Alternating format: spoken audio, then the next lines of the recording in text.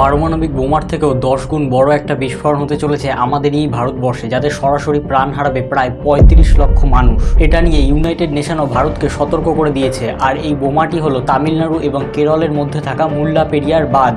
কিন্তু কিভাবে এই বাঁধটা একটা বোমার রূপ নিল? তামিলনাড়ুর খরা অঞ্চলে জল পৌঁছে দিতে ব্রিটিশ সরকার এই বাঁধটি নির্মাণ করেছিল। একটি বাঁধের গড় বয়স 50 বছর হলেও এই বাঁধটির বয়স কিন্তু 129 বছর। অলরেডি বাঁধটির গায়ে অসংখ্য ফাটল সৃষ্টি হয়েছে। ঠিক এই মুহূর্তে যদি একটা ভূমিকম্প অথবা মেঘ ভাঙা বৃষ্টির মতো ঘটনা ঘটে, তাহলে বাঁধটি কোল্যাপস করতে পারে। আর এমনটা হলে যে ভয়াবহ বন্যার সৃষ্টি হবে তা কেরালার 5টি জেলার 35 লক্ষ মানুষের প্রাণ নিতেও সক্ষম। কিন্তু এই জিনিসটা আটকাতে কেউ কিছুই করছে না, কারণ বাঁধটা কেরলে হলেও এটা কন্ট্রোল করে তামিলনাড়ু। অন্যদিকে কেরল সরকার এই বাঁধের সামনে আরেকটি বাঁধ নির্মাণ করে ইলেকট্রিসিটি জেনারেট করতে চায়। আর এই দুই রাজ্যের রাজনীতিতেই একটা বোমা রোজ একটু একটু করে বড় হচ্ছে, যা যে কোনো সময় ফাটতে পারে। যেমন আরও ইনফরমেটিভ ভিডিও দেখতে আমার চ্যানেলটি অবশ্যই সাবস্ক্রাইব করবেন।